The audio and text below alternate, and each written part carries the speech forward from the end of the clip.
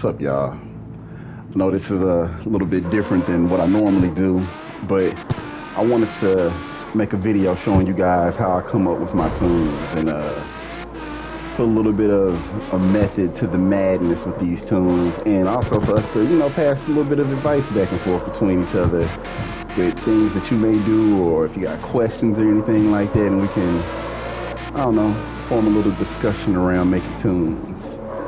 But what I'm gonna do is I want to make a tune for Western Sierra, and probably gonna go with 300ZX. So let's go ahead and jump right into it.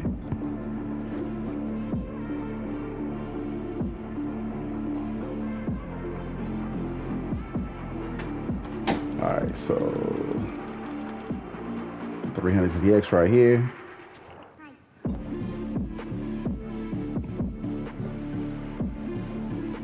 If I make some mistakes or do anything wrong, you guys just let me know in the comments and I'll make some adjustments. So I'm gonna drop another video.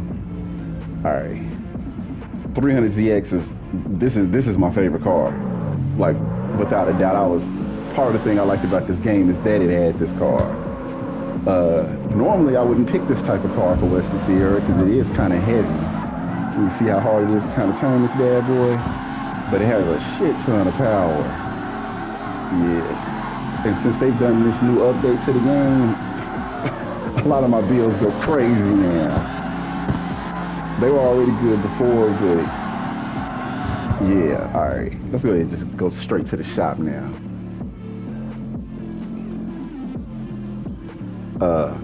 When I do my builds, I like to start off with the wheels first. I like to run ultimate everything. So with the rims, I'll say this: if the horsepower is going to be below 450, you should not go all the way up to 20-inch rims. On some of the cars, 20-inch rims don't even fit in the wheel well. With this car, you could go up to 20s, but like I said, with it being way under 450 horsepower, we're just gonna stick with the 19s.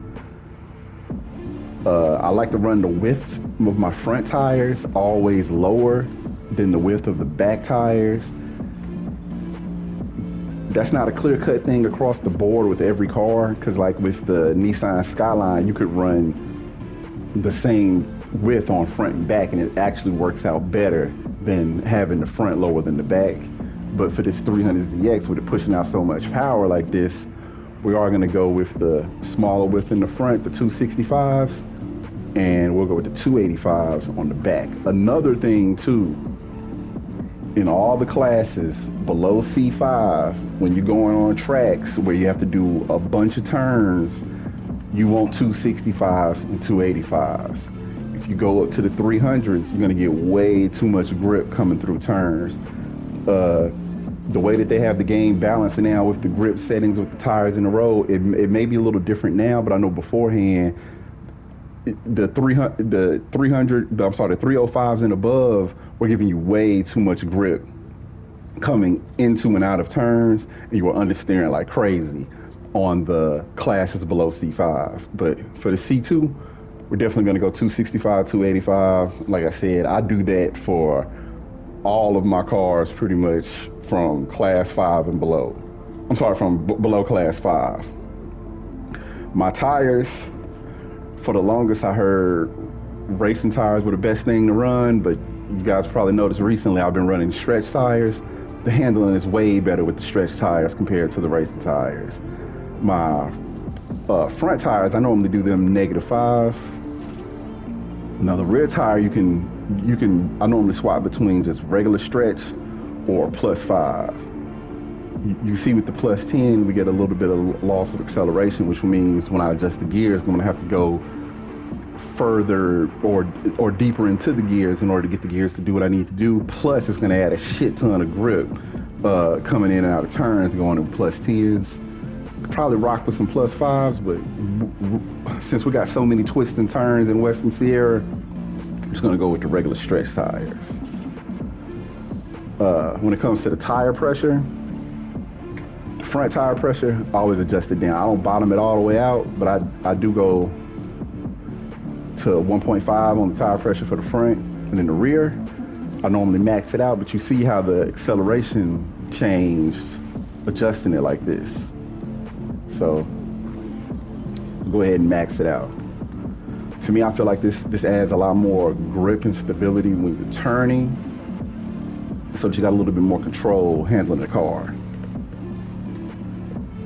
For the wheel offset, I normally just try and get the wheels within the car and not poking all the way out the car. So we'll adjust these back like this in the front.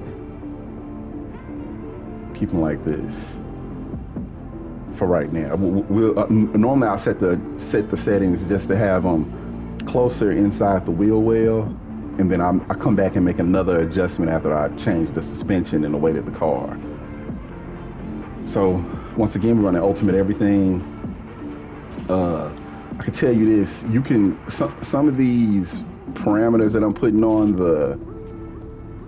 these Ultimate parts, you can get them with the racing or elite parts as well. But I have noticed that it seems like the handling is a bit different with the Ultimate parts as opposed to it is with anything below it. It's the same thing when you get the prototype parts. They feel different than the Ultimate parts. It could be something that I think I'm feeling, but I'm not. But I've played the game so long that it definitely feels different, because I got full prototype builds, or I got prototype builds where it's nothing but the suspension is prototype, and you can tell there's a clear difference between the proto and the Ultimate build, the way the car handles. So if you do got the cash, I definitely try and get Ultimate parts as opposed to any of the other ones. But all right, let's go ahead and go to the adjustments for these. Now for my rear springs, I normally go with the stiffness first. If you notice in my videos, I bottom this bad boy all the way out. Part of the reason I do this, it seems like bottoming out the spring stiffness in the rear is making the car more level with the ground, if that makes any sense, or the game is registering as it like it's level with the ground or something like that. With the spring length in the back, the higher you have this up, the more weight adjustment with the body you get with turns. Sometimes I have this all the way up, but I normally try and keep the car as close to the ground as I can with a slight little incline from the front to back. But you can also notice with the acceleration is changing with how this is set up. But we're still gonna keep this kind of low, because I'm gonna adjust the weight in this car too. So spring stiffness in the front, always go down 2 notches. See that change the acceleration again. Here with this setting, we don't want the car clipping through the ground. It's fine if the car clips through the ground while you're driving, but it's different when the car is set up constantly clipping through the ground. So we want it low, but we don't want it that low. So all right, we'll leave the car right here like this. Anti-roll bars, always, the front anti-roll bars, always put that little notch right before bottoming it out. And the rear, always put that bad boy on 91, or I max it all the way out. They're clearly anti-roll bars, so it should be self-explanatory what they do. You just want the rear anti-roll bars to be more stiff than the front anti-roll bars. When it comes to camber, I always have my camber set to 3.5, front and back. This seems to give me the best, this seems to make my responsiveness better turning. It seems to give me way better handling having it at 3.5. My caster angle, normally bottom it out. Anchorman angle and steering angle, I normally max out. You can adjust. I always keep maximum steering angle, because I like to take turns at super high speeds. But you can adjust this Anchorman angle with depending on if the car is a front wheel drive or a rear wheel drive car. And it can greatly affect how you're taking your turns. But for this car, we're gonna have it maxed all the way out. No, I'm sorry, I'm about to skip the wheel toe. Wheel toe in the front, you want it negative. I normally do negative 0.35, and in the front, I always do it positive 0.35, or I make this positive 25, and this negative 0.3. But for this, we're just gonna keep it simple. Keep it like this. All right. I played around with these rear dampers for like the longest period of time after I first started making YouTube videos.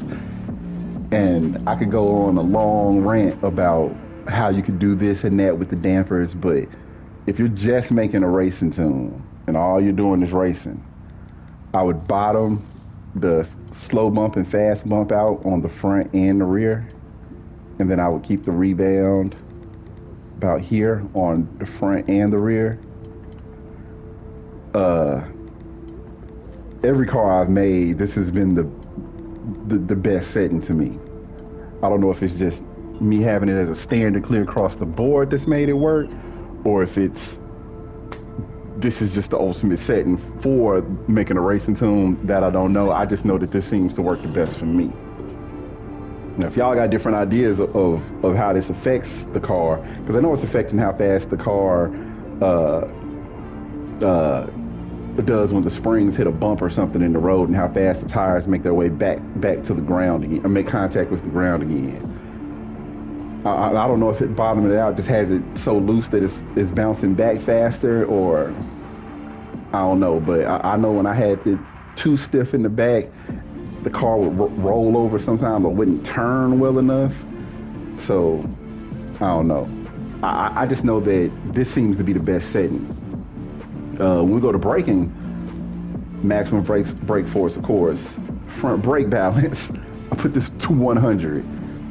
Having the front brake balance all the way to the front is going to help the car rotate when it's turning. You could do some other adjustments in the drivetrain to help affect the turning too.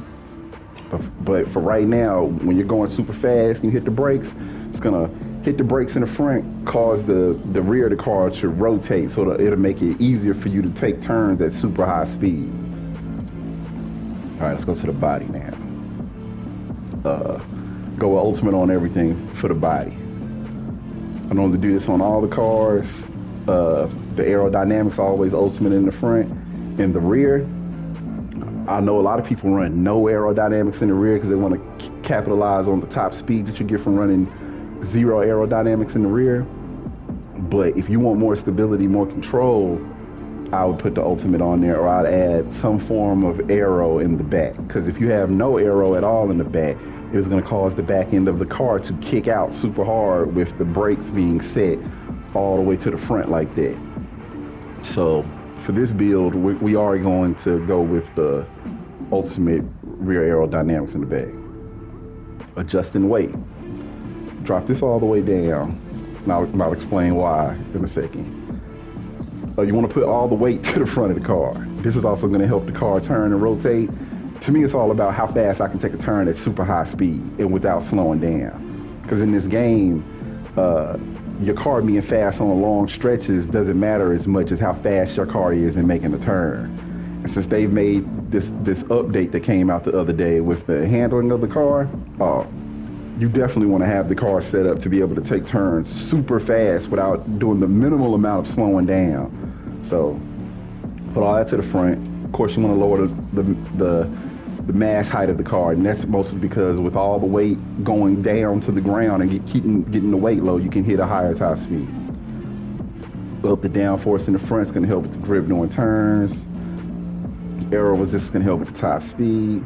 Now, this downforce setting. If I was just casually making a car, I would probably keep this at 44. But for right now, well, actually, we'll keep it at 46. The downforce in the rear can be adjusted on how comfortable you feel with the back end kicking out when you're turning. if the downforce in the front is 40, I normally don't want the rear downforce to be, I really don't want it to be 4 over the front. So if the front's 40, I normally keep the rear at 44. But for right now, we'll go with 46 and just see how it works once we get on the track. All right. So now we're in the drivetrain. I always run 6-gear sport. Seems to be the best one for racing. I've tried the 7th gear. Just didn't, I don't know, all these other ones don't seem to work as good as the 6-gear sport. And if I'm trying to make the car go as fast as it can go, hit turns as fast as it can, I'm going with the 6-gear sport. Of course, I'm going to adjust all this to ultimate. Differential, some people like to use racing differential for making a race car. Some folks don't want to use the ultimate. I would use the ultimate differential, just period. Just for the simple fact of you got a lot more room to make adjustments to how the car works by using the ultimate differential. So with the transmission, of course, we're gonna keep it ultimate, and we're gonna make the car all-wheel drive, even though it's not gonna function like that, but we're gonna make it all-wheel drive. All right, so the car right now is at 14 kilograms, so that's not low enough in weight in order to make this car function good enough to make all these sharp turns in Western Sierra and to have enough speed entering and exiting these turns. With the weight being up so high, you're gonna take turns slower. You're gonna have a lot of power exiting turns, but you probably see a lot more understeer with the weight up that high. So go to body. What you wanna do is you want to get the weight down to about 12,000. You could probably rock closer to 13, but this is closer to 12, and that's too much. Yeah, because the top speed, because a lot of these cars you can take away all the weight, and the handling on the car will be amazing. But the problem is you will lose some of that power in the car. You'll be able to slide in and out of turns real easy, but when you get on straightaways, you'll easily lose to the AI in the game because you don't have enough power. So let's go to stage 2 body. We'll go back to the engine now. All right, when you're making a car, the things that you want to put on the engine are going to be your ECU, your intake manifold, and your exhaust. For this car, we're not going to have to go crazy with trying to get it so we can make adjustments to these parts, because this is only a C2 race. So we're going to go as far as we can go with the ECU, which is sport ECU. We'll go with the street intake manifold. And that's already got us at 199. If I could put the exhaust on there, I would, but can't, so we'll just have to go with this. But if you are making the car, you would want the car to have ECU, intake manifold, and exhaust. And that's going to give you a good baseline for how you should put everything else on the car with the amount of power that you want the car to be pushing out. But you definitely have to have at least one of these 3 on the car when you're starting off making adjustments to it. And like I said, since we put these 3 on here, you can't make any adjustments to it right now. Let's go back into the drivetrain and make some adjustments to it. So gear shifting speed, of course you want that as low as you can get it. Drivetrain loss, you want it as low as you can get it. Now the lock acceleration and stuff on the rear, we want all this maxed out. Because essentially what we're going to do is make this car all-wheel drive, rear-wheel drive. So we got all that maxed out. We can go to the front.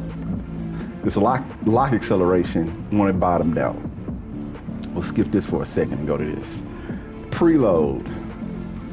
You don't want to give it a whole bunch of preload. This is going to help you jump off the line, but it's also going to affect, it can make your car understeer in and out of turns by having too much preload coming to the front tires. So we'll keep this about right here. No, we'll go right here. Uh, when it comes to adjusting the gears, this reverse gear, I normally bottom it all the way out.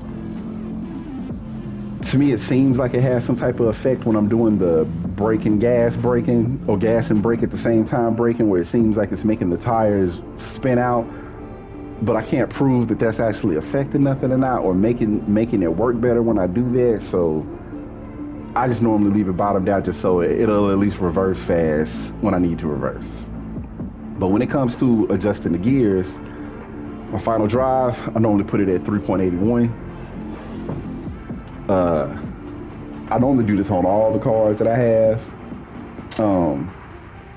You can sometimes make adjustments to the car where it'll work out fine having it way like less than that, but it just depends on the car. I know for most of my cars though, I normally keep it at 3.81. When you're making adjustments to the gears, the first thing you want to find out where it's saying your top speed is at. We can see right here it's saying 144. So we'll go and find out where we can find one, if it gets higher than 144 or, oh, so 144 is it. We'll get to 144 plus 8. Bam, we right here. Now when you're adjusting the rest of these gears, you first want to look at this graph here. This graph's showing you where the peak RPM is at, and it's going to also dictate where your car is going to shift gears at and where you want to have the mass amount of power in your car is at. If you can get your car to shift gears around a certain RPM range, it's going to essentially make the car function a lot more efficiently. So for this car, since the RPM range isn't even peaking anywhere close to 7,000 or 8,000, this is how we're going to do the gears. There's two ways to set gears up. So normally with the car where the RPM range, where the peak of it is around 3,000 or 4,000, I'll adjust the gears in this step ladder effect, which is like this here.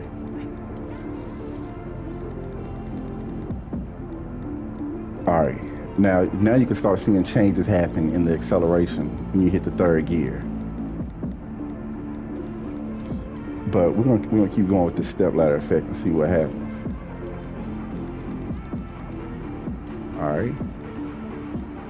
All right, so we're hitting the 4.9, which seems to be as far as that's gonna go. So let's adjust this.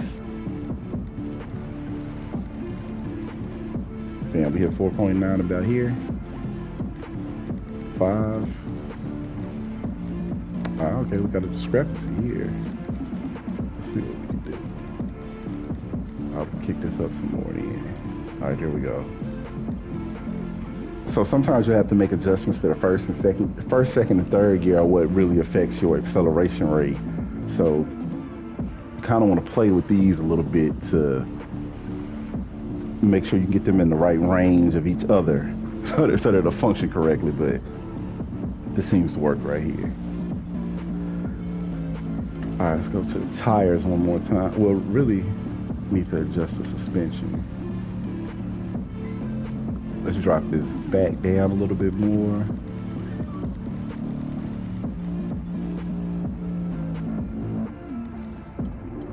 We'll drop the front down a little bit more. And the reason we're having to do this is because I adjust the weight of the car. So now the car is a whole lot lighter.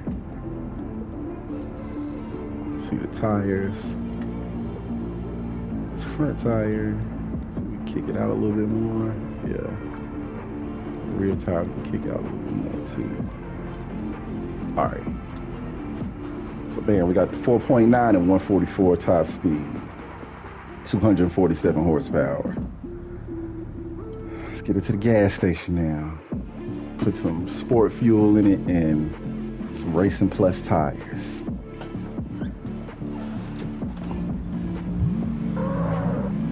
See, it has a slow start off, but it's kicking out a shit ton of power.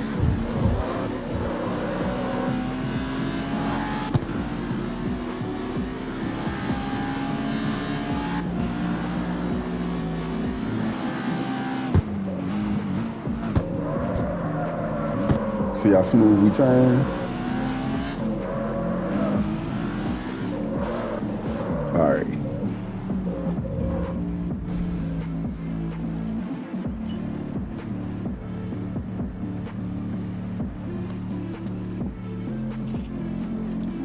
All right, now let's go ahead and hop in a race real quick.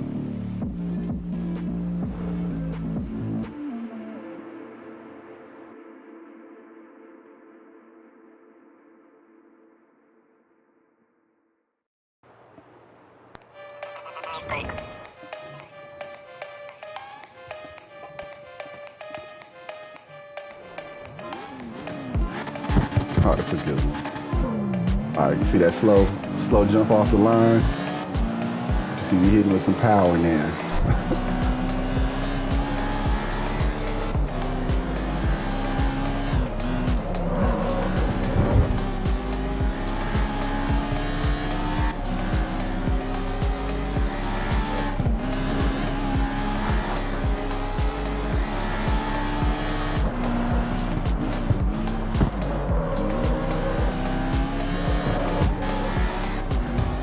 Playing a little dirty.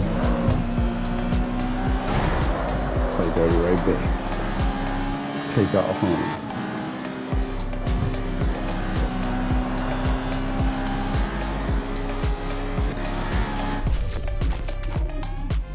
So that was fine, but you could see how we had not a lot of power off the line, but we had more power the more the car drove. So we'll make another adjustment to the gears real quick and see how that works.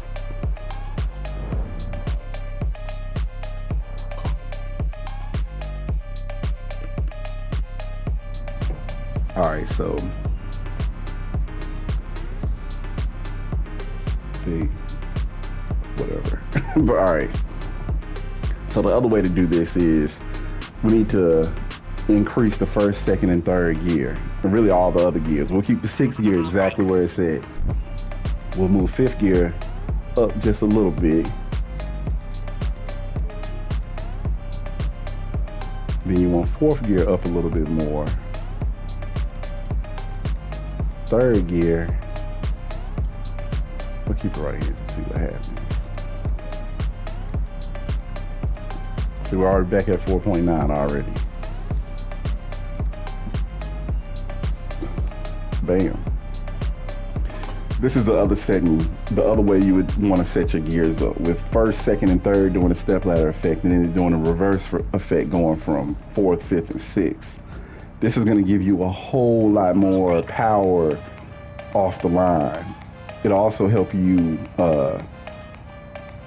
enter and exit turns a little bit faster, but sometimes it depends on the car and the track which one of these settings is actually better. But since we're in Western Sierra, this may be the better setting.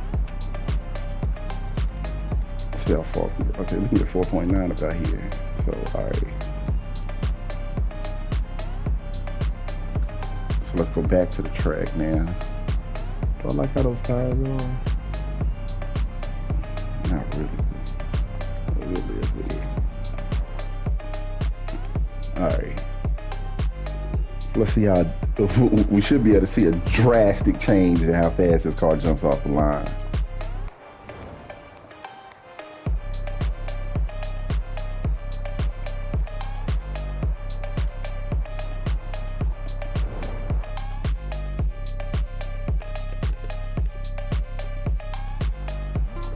That should be a good race. Okay, you can instantly tell we jumped off the line way better.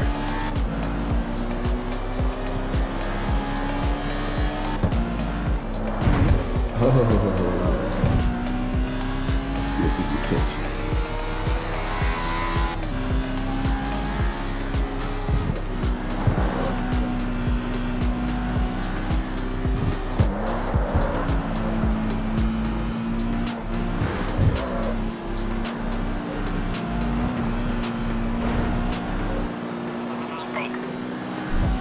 You can see this car handles pretty good and it's pretty responsive for this being a car that I normally wouldn't pick for Western Sierra at all.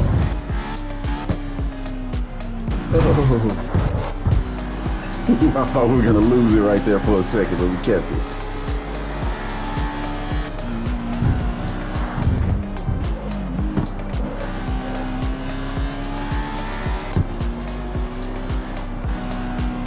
He must have crashed because he's not even showing up on the map anymore.